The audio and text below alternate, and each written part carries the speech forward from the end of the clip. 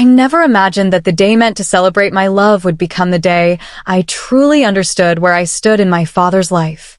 Weddings are supposed to be about family coming together, about support, about showing up when it matters most. At least, that's what I believed. I believed that no matter how complicated our past was, my dad would stand beside me on my wedding day. I was wrong, and the way I found out still hurts more than I like to admit. My wedding had been planned for months. Nothing extravagant, nothing flashy. Just a simple ceremony with close family, a few friends, and a quiet promise between me and the man I loved. I wasn't asking for much. I paid for most of it myself, booked the venue early, and tried my best to avoid drama. I knew my family situation was delicate. My parents divorced years ago, and my dad remarried not long after. That's when my stepsister entered the picture. She was younger, louder, and always seemed to need something urgently, something that couldn't wait. Growing up, I learned to stay quiet. I learned not to compete for attention because I always lost. If my stepsister wanted something, plans shifted. If she had a crisis, everyone dropped everything. I told myself it would be different when it came to my wedding. This wasn't a random dinner or a birthday party. This was my marriage. This was one day that was supposed to be about me. A few weeks before the wedding, my dad called me. His voice was calm, almost casual, the way someone sounds when they don't expect resistance. He asked if we could talk about the wedding plans. I smiled on the other end of the phone, thinking he wanted to discuss logistics or maybe offer help. Instead, he cleared his throat and said something that made my stomach tighten. He told me my stepsister had booked a last-minute cruise. A surprise trip, apparently non-refundable, leaving on the exact weekend of my wedding. He explained it like it was an unfortunate coincidence, like the weather ruining an outdoor event. Then he said the words that changed everything. He said it would be best if we canceled or postponed the wedding so the family could be together later, when everyone was available. At first, I laughed because it sounded unreal. I actually asked him if he was joking. He wasn't. He went on to explain how important this cruise was to my stepsister, how she'd been stressed, how she deserved this break. He said families should be flexible. He said a wedding could happen anytime, but this cruise couldn't be changed. I felt something crack inside me, quietly but deeply. I reminded him that the venue was booked, the guests were invited, and that my partner and I had planned our lives around this date. I told him we couldn't just cancel. There was a pause, and then he sighed, like I was being unreasonable. That sigh told me everything. He said if I went ahead with the wedding, he wouldn't be able to attend. Not because he didn't want it, but because he didn't want to upset my stepsister or his wife. After the call ended, I sat in silence. I didn't cry right away. I just stared at the wall, replaying his words in my head. Cancel your wedding. Accommodate her cruise. Be flexible. I thought about all the times I'd stepped aside before. All the holidays rearranged. All the milestones overshadowed. I realized this wasn't about the cruise. It was about a pattern that had followed me my entire life. When I told my fiancé what happened, he didn't get angry. He didn't raise his voice or say anything dramatic. He just listened, held my hand, and asked me what I wanted to do. That question felt heavy because for once, someone was asking what I wanted, not what was convenient for others. Family pressure came fast after that. Calls, messages, subtle guilt wrapped in polite words. My dad said I was being stubborn. My stepmother said I was overreacting. Even a few relatives suggested I wait, that postponing would keep the peace. No one asked how I felt about being pushed aside on my own wedding day. No one questioned why a last-minute cruise mattered more than a lifelong commitment. Late at night, I lay awake thinking about what marriage really meant, about starting a new family, about choosing someone who chose me back. I thought about walking down the aisle and seeing empty seats where my dad should have been. I imagined the disappointment, the tension, the whispers. And then I imagined something else. A quiet moment. Just me and the person I loved, promising forever without an audience, without approval, without conditions. The idea scared me, but it also felt strangely peaceful. We didn't tell anyone what we were considering. Not my friends, not my family. It felt like something fragile, something that could break if exposed too soon. The closer the wedding date came, the louder the pressure became. My dad stopped asking and started assuming. He talked about new dates, new plans, as if the decision was already made for me. And then one morning, I woke up with a calm I hadn't felt in weeks. I knew what I needed to do. Not to punish anyone, not to make a statement, but to protect myself and my relationship. I looked at my fiancé, and he nodded before I even spoke. He understood. What happened next wasn't dramatic or loud. There were no arguments, no announcements. Just a choice made quietly, out of love and self-respect. A choice that would change my relationship with my family forever. They didn't know yet. My dad didn't know. My stepsister was probably packing for her cruise, completely unaware of what she had triggered. And as I stood on the edge of a decision that would redefine my future, I wondered how they would react when they finally found out that I didn't cancel my wedding at all. I just didn't invite them. And that's where this story truly begins. We chose a small courthouse 2 towns away, far enough that no one would accidentally run into us, close enough that it didn't feel like we were running from our lives.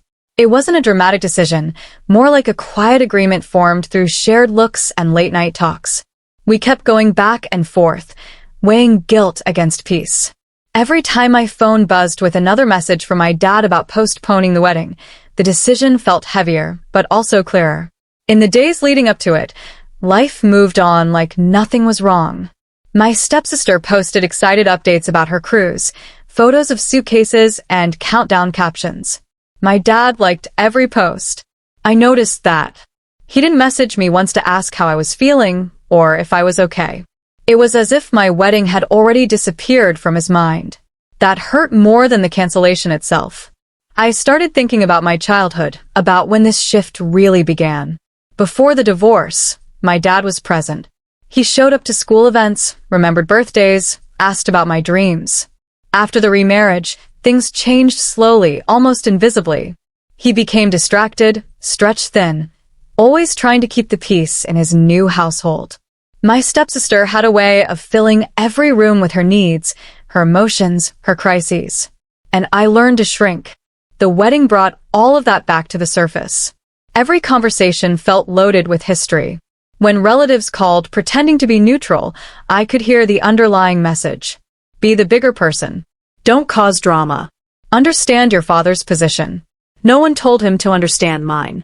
No one suggested that maybe asking a bride to cancel her wedding for a vacation was unreasonable. I tried to explain once more. I called my dad and calmly told him we weren't changing the date. There was a long silence on the line. Then he said he was disappointed in me. He said family sacrifices for each other. I asked him why the sacrifice always seemed to come from me. He didn't answer that. Instead, he repeated that he wouldn't attend if the date stayed the same.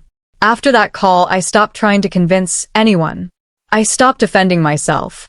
I realized that no explanation would ever be enough for people who had already decided I was wrong. That realization was freeing in a strange way. Painful, but freeing. The night before we eloped, I couldn't sleep. I kept imagining the moment after, when the truth would eventually come out. I wondered if my dad would feel betrayed, if my stepmother would accuse me of being selfish, if my stepsister would somehow turn herself into the victim. I wondered if my dad would finally understand how deeply he'd hurt me, or if he would just double down on his choice. We didn't tell anyone where we were going. I left my phone on silent, afraid that one message might break my resolve. The morning was quiet, almost ordinary. We grabbed coffee, held hands, and drove in comfortable silence. There was no music playing, no speeches rehearsed. Just the steady feeling that we were doing something honest, something that belonged only to us. Still, the weight of my family's absence sat heavy on my chest.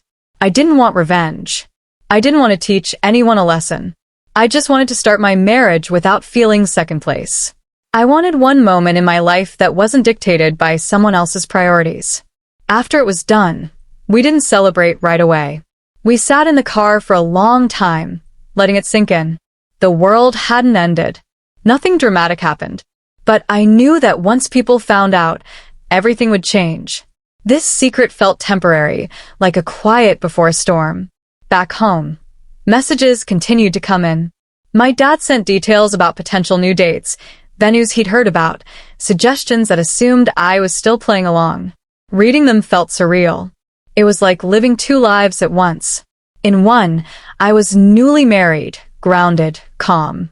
In the other, I was still the daughter expected to bend and wait. Friends who knew parts of the situation asked questions. I gave vague answers, not ready to share the truth. I wasn't protecting my family. I was protecting myself. I needed time to understand how I felt before facing everyone else's reactions. As the original wedding date approached, the tension grew. Guests started confirming plans, unaware of the quiet decision already made. I knew that soon, I'd have to say something. I just didn't know how or to whom first. The thought of telling my dad made my chest tighten. I imagined his shock, his anger, his hurt pride. I wondered if he would even try to see things from my perspective. Part of me hoped he would really call and ask how I was doing. Not about logistics, not about appearances, but about me. That call never came. Instead, I saw another post from my stepsister, already on the ship, smiling into the camera with a drink in her hand. The caption talked about freedom and living life fully. I stared at it longer than I should have. That was when I realized something that scared me. I wasn't just hurt anymore. I was tired. Tired of waiting to be chosen. Tired of explaining why my feelings mattered. Tired of hoping that someday my dad would put me first. This wedding wasn't the beginning of that pattern. It was just the moment I stopped accepting it. Still, the hardest part was knowing that once the truth came out, there would be consequences I couldn't control. Relationships would shift. Words would be said that couldn't be taken back. And somewhere in all of it, I would have to decide how much access my family would have to this new chapter of my life. The dates circled on the calendar grew closer. The secret grew heavier. And as I prepared myself for the inevitable fallout, one question kept looping in my mind. When my dad finally realizes what I did, will he see it as betrayal, or will he finally see me? The morning of what was supposed to be my wedding day arrived quietly. No rushing, no nervous excitement, no last-minute calls from vendors. Just sunlight slipping through the curtains and the steady sound of my husband breathing beside me. That word still felt unreal in my mind. Husband. I lay there for a long moment, letting the weight of it settle, knowing that while this day felt calm for me, it would soon turn into chaos once the truth surfaced. My phone started lighting up early. Messages from relatives asking about directions, outfit colors, timing. Each notification tightened the knot in my stomach. I didn't respond. Not yet. I wasn't ready to open the door to explanations and judgment. I needed to get through the day first, to stay grounded in what I'd chosen. My husband watched me quietly as I scrolled, his expression gentle but alert. He asked if I was okay, and I nodded, though it wasn't entirely true. I was calm, but underneath that calm was a storm of questions. Had I done the right thing? Would this decision follow me for the rest of my life? Would my family ever forgive me? Or worse, would they never even try to understand?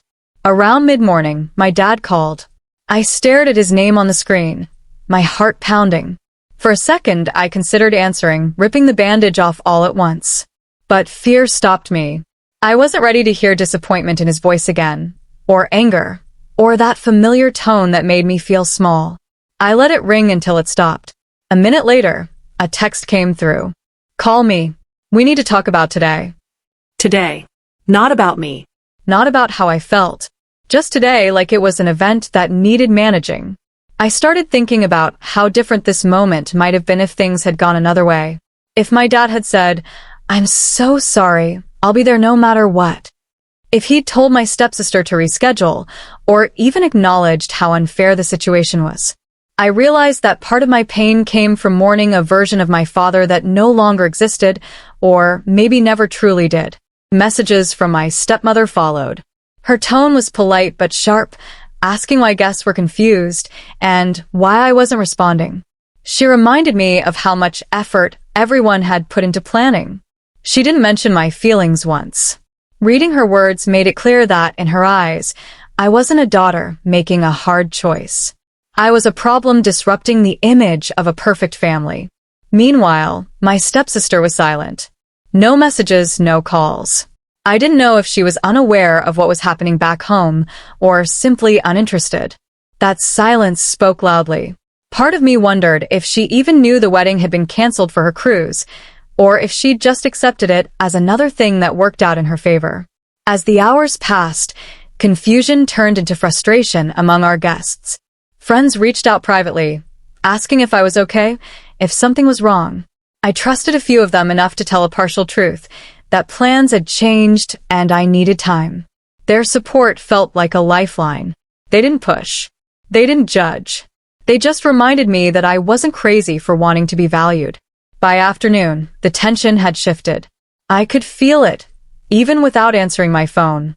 Somewhere, conversations were happening without me. Assumptions were being made.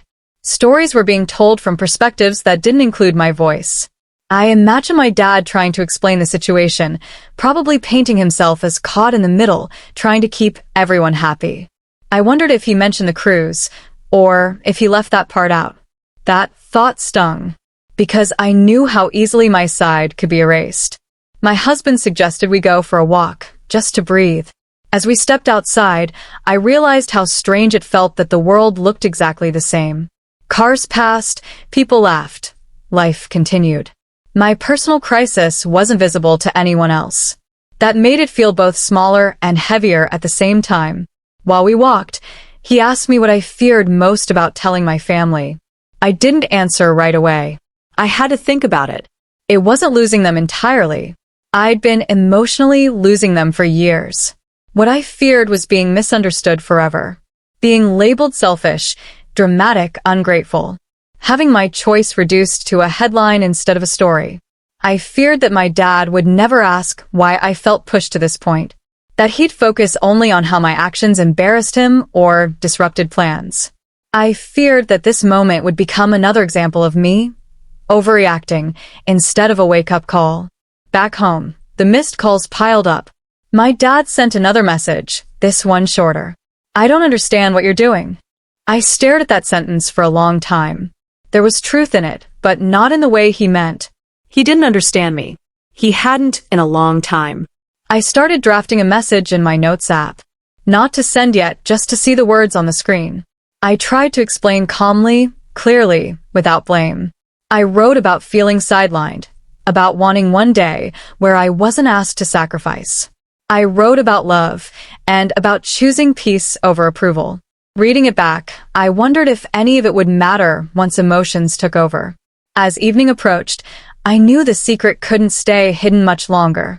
Someone would say something. Someone would connect the dots. I braced myself for the moment when my dad would finally realize I hadn't postponed anything at all. What I didn't know yet was how far the fallout would spread, or how many truths would come to the surface once everything was out in the open. I didn't know who would stand by me, or who would quietly step away. And I didn't know whether my father's reaction would bring clarity or deepen the divide even more. All I knew was that the choice I made had already changed the balance of my family forever. And the hardest conversations were still waiting. That night, I barely slept. Every time my phone buzzed on the bedside table, my heart jumped, even though I had it face down. I didn't need to see the screen to know who it was. My dad. My stepmother. Maybe a relative who finally figured out something wasn't right. I felt like I was standing on the edge of something huge, watching the ground slowly crack beneath my feet. By morning, the confusion had turned into alarm. My dad left a voicemail, his voice tight, controlled in that way he used when he was trying not to lose his temper. He said guests were showing up at the venue, and no one knew what was going on. He said people were asking questions he couldn't answer. He said this was embarrassing. He didn't ask where I was. He didn't ask if I was okay. He asked why I was doing this to the family. That word echoed in my head. Family. I sat on the couch, listening to the voicemail again, my hands shaking slightly. My husband sat beside me, silent, letting me process. I realized this was the moment I had been dreading. The moment where my silence would be interpreted as cruelty instead of self-protection. The moment where my story would be told for me if I didn't speak. I typed a message to my dad, deleted it, typed another. Nothing felt right. How do you explain years of being second choice in a single text? How do you make someone see pain they've never had to acknowledge? I finally sent something short, telling him we needed to talk, but not over text. Almost immediately, my phone rang. I didn't answer. Instead, my stepmother called. Then an aunt. Then a cousin. The calls stacked up, one after another, like pressure building in a sealed room. I could feel the narrative forming without me. I imagined them gathered somewhere, whispering, speculating, filling in the blanks with their own assumptions. I was no longer a person to them, just a problem that needed an explanation. Then a message came through that made my chest tighten. It was from my stepsister. I just heard what's going on. What did you do? That was it. No concern. No apology. Just accusation. I stared at the screen, realizing she had finally entered the chaos she'd unknowingly caused. I wondered what version of the story she'd been told. I didn't reply to my stepsister right away. My fingers hovered over the screen, but I already knew that whatever I said would be twisted. If I defended myself, I'd be dramatic. If I stayed calm, I'd be cold. I set the phone down and took a breath, trying to slow my racing thoughts. Somewhere between the missed calls and the unanswered messages, the situation had crossed a line. This was no longer just about a canceled wedding. It was about control, loyalty, and who got to define the truth. A few minutes later, another message came in from her. This time it was longer. She said she was shocked, that she couldn't believe I would do something like this without telling anyone. She said Dad was devastated. She said people were blaming her for choosing the cruise and that it wasn't fair. Reading that, something inside me snapped. Not in an explosive way, but in a quiet, steady one. Even now, the focus wasn't on what I'd lost. It was on how uncomfortable everyone else felt. I finally replied, choosing my words carefully. I told her I didn't cancel my wedding for anyone. I told her I made a choice for myself after being asked to step aside one too many times. I didn't accuse her directly, but I didn't apologize either. The typing bubble appeared almost immediately, then disappeared, then appeared again. When her response came, it wasn't what I expected. She said she had no idea Dad had asked me to cancel the wedding. She said he told her I'd decided to wait because it was easier. That stopped me cold. My stomach dropped as I reread her message. Easier. He had rewritten the story to protect himself, to avoid admitting that he'd put his daughter second. Before I could process that, my phone rang again. This time it was my dad. I answered. His voice was tight, strained. He asked where I was. I told him I was safe, that I was with my husband. There was a pause, heavy and charged. Then he said the word slowly, like it didn't belong to him. Husband. He asked when it happened. I told him the truth. That we'd already gotten married. That we hadn't postponed anything. The silence that followed felt endless. When he finally spoke, his voice cracked, but not in the way I'd hoped. He said I'd humiliated him. He said people were calling, confused and upset. He said my stepmother was furious. He didn't ask why I felt pushed to this point. He asked how I could do this without telling him. That's when I told him what my stepsister had said. I asked him if it was true that he told her I'd chosen to wait. He didn't answer right away. When he did, he said he was just trying to keep the peace. That he didn't want her to feel guilty on her cruise. That he didn't think things would escalate like this. Escalate. As if my wedding, my marriage, was a small misunderstanding that got out of hand. I felt a strange calm settle over me as I spoke. I told him that asking me to cancel my wedding to accommodate a vacation wasn't keeping the peace. It was choosing sides. I told him that lying about it afterward made it worse. My voice didn't shake. I surprised myself with that. He said I should have talked to him more. I reminded him that I had. That I'd told him how hurt I was. That he'd still chosen not to come. That landed harder than anything else. He went quiet again, and in that silence, I could feel years of unspoken resentment pressing between us. Then he said something that changed the tone of the entire conversation. He said my stepmother felt disrespected. That she thought I did this intentionally to punish the family. That unless I apologized publicly and explained myself to everyone, things might never be the same. There it was. The ultimatum. I realized then that this wasn't just about my dad anymore. It was about the family system he'd built, one where appearances mattered more than honesty, where discomfort was avoided at all costs, even if it meant sacrificing my feelings. If I apologized, I'd be admitting I was wrong for choosing myself. If I didn't, I'd be the villain in their version of the story. As we ended the call, my phone buzzed again. This time it was a group message I hadn't even known existed. Family members were talking openly now, asking questions, sharing opinions, some defending me, others clearly not. My private choice had become public debate. Every message felt like a spotlight, exposing something raw and personal. Then another message came through from my stepsister, shorter this time. She said Dad never told her the full truth. She said she felt caught in the middle. She didn't apologize, but for the first time, there was uncertainty in her words.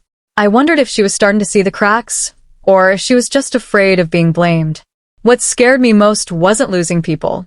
It was realizing how quickly they were willing to rewrite my intentions. How easily love turned conditional. I could feel the climax approaching, the moment where everything would finally come to a head. A confrontation. A public explanation. A choice that couldn't be undone. As night fell, my dad sent one last message. He said we needed to meet. In person. Soon. He said this couldn't be handled over the phone anymore. I stare at the screen, my heart pounding, knowing that whatever happened in that meeting would change everything. The truth was finally pushing its way to the surface. And once it did, there would be no going back. We met 2 days later at a quiet cafe halfway between our homes. Neutral ground, my dad had said. When I walked in with my husband, my dad was already there, sitting stiffly with his hands folded on the table. My stepmother sat beside him, her expression tight and unreadable. The moment they saw us together, something shifted. This wasn't theoretical anymore. This wasn't a rumor or a misunderstanding. This was real. We sat down. No one spoke at first. The silence stretched until it felt heavy enough to press down on my chest. Finally, my dad looked at me and said my name the way he used to when I was a kid, and I'd done something wrong, but he was trying to stay calm. He said he felt blindsided. He said he felt shut out of my life. He said he couldn't believe I'd get married without him there. I listened. Really listened. Then I spoke. I told him I hadn't wanted to get married without him. I told him that decision broke my heart long before it hurt his pride. I reminded him of the phone call, of being asked to cancel my wedding for a last-minute cruise. I told him how small that made me feel. How invisible. I told him that when he said he wouldn't attend if I didn't change the date, something inside me finally gave up. My stepmother interrupted then.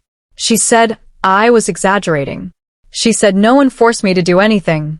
She said I could have waited like a reasonable person. Her words were sharp, practiced, like she'd rehearsed them. I realized this conversation had been happening without me long before I ever sat down at that table. That's when my dad surprised everyone. He didn't defend her. He rubbed his face slowly, like he was exhausted, and said, "She's not exaggerating." My stepmother turned to him, stunned. He admitted that he'd asked me to postpone.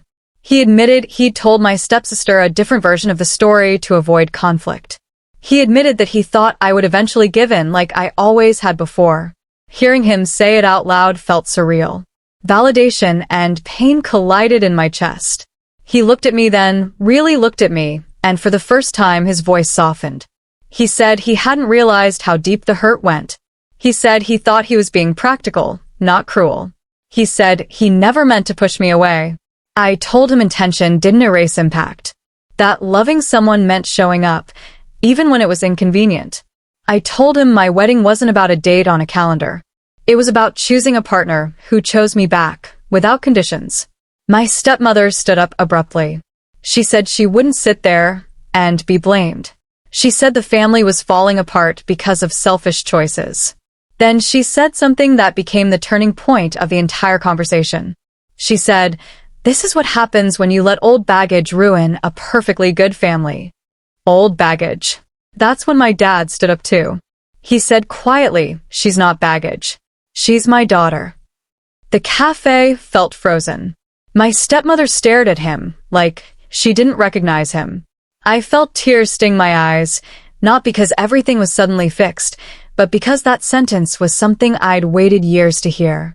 He turned to me and apologized. Not a half apology. Not a defensive one. A real one. He said he was sorry for choosing comfort over courage. Sorry for not protecting me when it mattered. Sorry for letting me believe I always came second. It didn't erase the hurt, but it cracked something open. We talked for a long time after that. About boundaries. About honesty. About how things couldn't go back to the way they were, but maybe they could move forward differently. My stepmother left early. She said she needed time. I didn't stop her. When we walked out of the cafe, my dad hugged me tightly. It felt unfamiliar, but sincere. He congratulated us finally. He said he hoped one day we could celebrate properly. I told him maybe we would. Maybe. On the drive home, I felt lighter than I had in weeks. The conflict had finally been spoken out loud. The truth was no longer buried under politeness and avoidance. I thought the hardest part was over. I was wrong. That evening, my stepsister called. Her voice was shaky. She told me she'd just had a huge argument with Dad and her mom. She told me she'd found out the full truth, not just about the wedding, but about other things too. Promises broken. Stories adjusted. Feelings dismissed. She said she felt like the ground under her was shifting. Then she said something I didn't expect. She said she was sorry. Not for the cruise, not for the timing, but for never questioning why things always worked out in her favor. She said she'd believed the version of the family she'd been given. She said now she wasn't so sure. As I hung up the phone, it hit me that my choice hadn't just changed my life. It had exposed cracks that had been there all along. The wedding wasn't the problem. It was the mirror. That night, as I lay next to my husband, I realized the real twist wasn't that I eloped in silence. It was that by choosing myself, I forced everyone else to finally face the truth they'd been avoiding. And while some relationships might heal, others might never be the same. But for the first time, I knew one thing for sure. I didn't lose my family that day. I stopped losing myself. In the days after the cafe meeting, the tension didn't disappear overnight.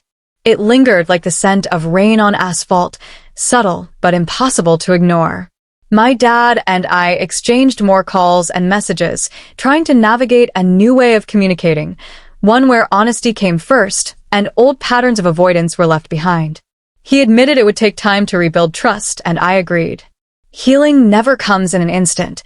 It comes in steps, in small acknowledgments that we see each other fully, flaws and all. My stepsister reached out too, cautiously at first. She wanted to understand what had led to the elopement.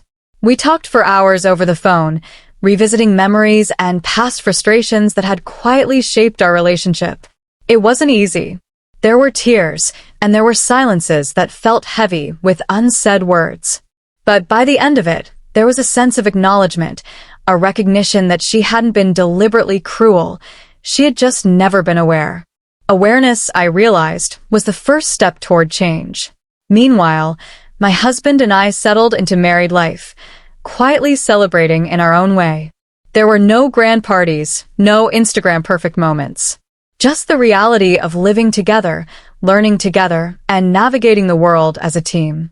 In those quiet mornings over coffee and shared routines, I found the stability I had been craving for years. The wedding that was supposed to be a spectacle became a private, meaningful milestone, one that reflected our love without interference or expectation. Our friends, the ones who had supported us in silence during the chaos, became more present than ever. They reminded me that family doesn't always have to be blood-related to be meaningful. Their encouragement reinforced a truth I had known but sometimes doubted. Boundaries and self-respect don't make you selfish. They make you human. As for my dad, the changes were gradual. He didn't become perfect overnight. He still struggled to balance his attention and to admit when he was wrong. But he called more often, listened more patiently, and even laughed at my bad jokes without trying to correct them. Those small gestures mattered more than apologies could express. We started to create a new rhythm, one that included each other without stepping on old insecurities. Interestingly, my stepsister's perspective began to shift in unexpected ways. She reached out with small gestures of reconciliation, a text, a shared memory, even a short visit where she helped me organize household things. We laughed more than we argued, and for the first time, I realized she wasn't an enemy. She was just another person learning how to navigate a complicated family dynamic. I felt a sense of peace in that realization. During this time, I also reflected on what my choices had taught me. Choosing to elope in silence wasn't an act of rebellion, it was an act of self-preservation. It was a message, quiet but clear, that my life couldn't always revolve around others' convenience. That lesson extended beyond family and weddings. It became a guiding principle in my career, friendships, and personal growth. I began to understand that setting boundaries wasn't about creating distance, it was about defining respect. One evening, my dad invited us over for dinner. The house felt different, warmer somehow, though the echoes of old conflicts lingered in corners. We talked about life, work, the mundane, and the meaningful. He didn't apologize excessively, nor did he try to justify past mistakes. He simply acknowledged them, and that acknowledgement carried more weight than I expected. My husband observed quietly, smiling at the subtle shifts in energy. It was a reminder that relationships, like gardens, take time and care to grow. The unexpected twist came later that month.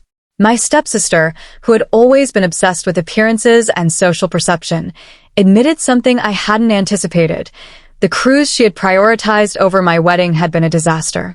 Weather delays, canceled excursions, and conflicts on the ship had left her feeling isolated and frustrated. She confessed that she realized none of that mattered compared to the connections she had taken for granted at home. Her tone carried humility and, surprisingly, gratitude. She said she was glad I had made my own choice, because it forced her to see her own behavior. I didn't gloat. I just listened, quietly acknowledging that her growth was part of the resolution I hadn't expected. Sometimes, endings aren't just about the person who fights the hardest. They're about everyone learning lessons, however late. By the time a few months passed, the family dynamic had shifted in subtle but significant ways. My dad made an effort to be present at gatherings without letting old resentments dictate the atmosphere. My stepsister began contributing to family events thoughtfully rather than assuming everything revolved around her. And I, having finally claimed my voice, felt more centered than I ever had before. I realized that conflict, while painful, can be transformative when handled with honesty and courage. Looking back, I understood that this story wasn't just about a wedding or a cruise. It was about boundaries, respect, and the courage to make decisions that honor your own life. It was about the courage to face uncomfortable truths in family relationships and to recognize when silence is no longer a safe option. And it was about discovering that love, real love, doesn't demand sacrifice at the cost of your dignity. Even now, years later, the memory of that chaotic week lingers. The elopement that had felt like an act of defiance became a turning point, a story I tell not as a tale of betrayal, but as a reminder that standing up for yourself can create unexpected openings for reconciliation. My wedding day wasn't perfect in the traditional sense, but it was perfect in the way that mattered most. It reflected honesty, choice, and the beginning of a life shared freely with someone who truly loved me. In the end, the biggest takeaway was simple but profound. Family isn't about control, appearances, or who gets the spotlight. Family is about connection, accountability, and the willingness to evolve together. By claiming my own happiness, I didn't just protect my marriage, I catalyzed growth, reflection, and understanding in the people around me. The journey wasn't easy, and some relationships will never be the same, but the love and respect that survived became stronger than I had imagined possible. Sitting in our home one evening, my husband and I talked about the past, the conflicts, and the lessons. We laughed, we cried, and we made plans for the future, quiet, intentional plans free from outside pressure. That evening, I realized something. The moment I chose myself was the moment I stopped chasing validation and started embracing life fully. And as the sun set over our small city, spilling golden light into the living room, I felt a sense of closure. Not because every conflict was erased, but because the story had been told honestly, the lessons had been learned, and the future, ours to shape, was finally clear.